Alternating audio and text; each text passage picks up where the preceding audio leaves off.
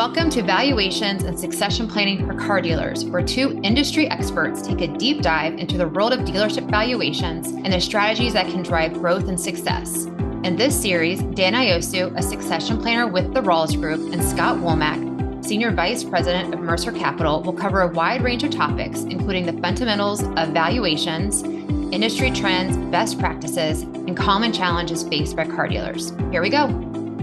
So when we talk about valuations, we like to characterize 6 events.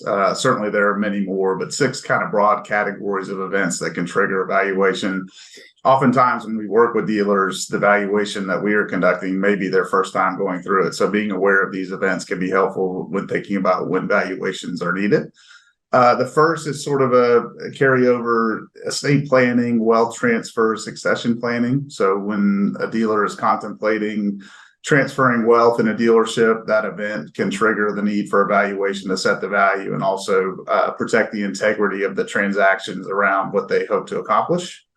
Unfortunately, the death of a principal shareholder can trigger the need for evaluation in conjunction with Form 706 tax filings. This is just more of compliance. Buy-sell agreements. These are governance documents that spell out the terms for how business will be conducted between owners or parties within the dealership. And so having these done on the front end and then later on, if triggering events or conflict arises, they can also generate the need for valuations. Touched on it with succession planning. Strategic planning, I'll elaborate. Dan may have a different spin on that. Strategic planning valuations can help dealers that are trying to assess where their dealership values may be today, as opposed to goals, incentivizing key managers on where they want to go in the future. Potential sale, that's a hot topic right now in the auto dealer space the last 2 or 3 years. Dealers that are contemplating selling.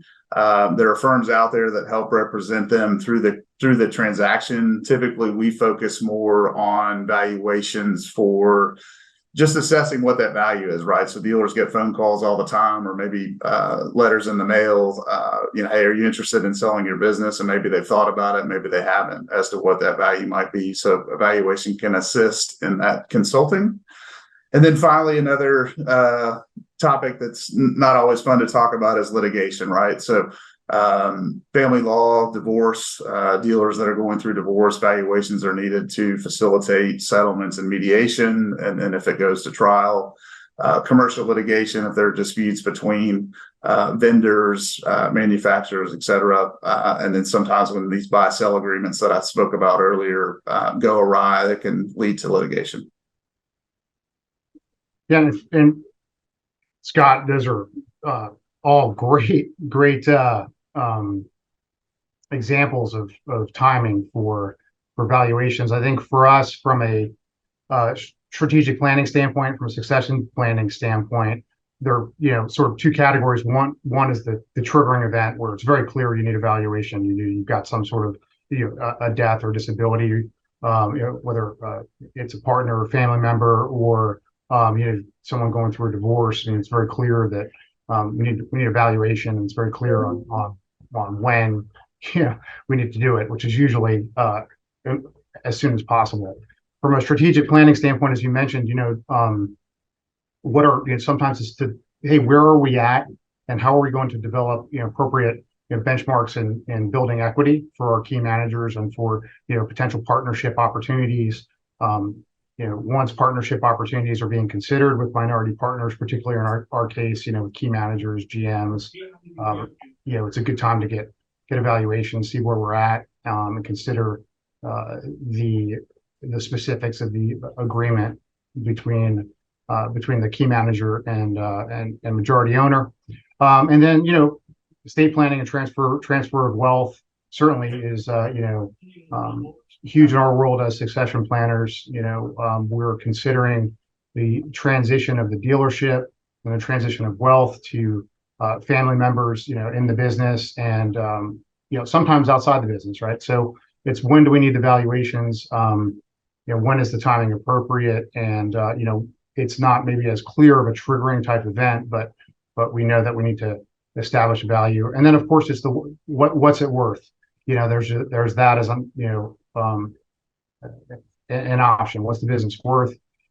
We say in succession planning that the sale of the business is a succession option. Sometimes it's the best option. It's usually not our primary focus, but it's a reality. And what is the business worth is obviously a critical question to ask and can drive valuation. Dan, one question I had for you is how much of what you all do begins with succession planning, and does it morph into estate planning? Those concepts are sort of overlapping, but I'm just curious as what's the initial genesis of the conversation, and does it dovetail into wealth transfer if it starts with succession planning? Yeah, that's a really great question. And I think through experience as a firm and as practitioners, what we've discovered in developing our process over 50 years now is that it's almost impossible to separate the two. They're different, but they're definitely interdependent and interrelated.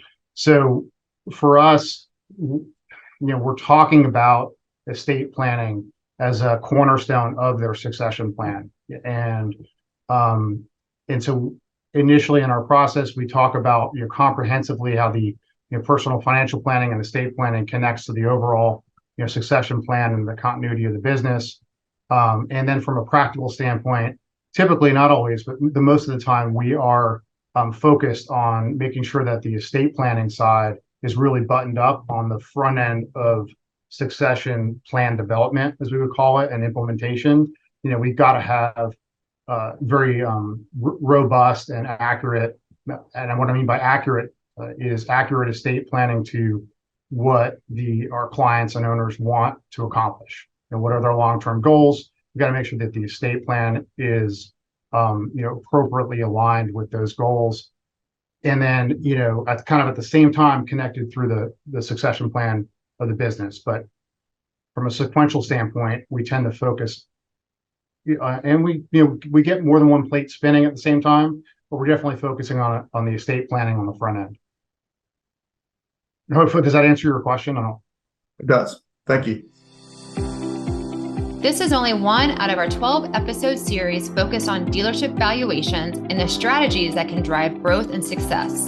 Continue listening to the series now or come back for more. Each topic featured may want you to learn something new. Succession planning allows you to create more control over the future you envision by proactively addressing possible, probable, and potential issues impacting your goals. Do you have a question you want to discuss with an expert? Feel free to reach out directly to Dan or Scott at the email addresses listed on the screen. Valuations and Succession Planning for Car Dealers is a part of the Rawls Group's Advancing Your Business, People, and Legacy Conversation series.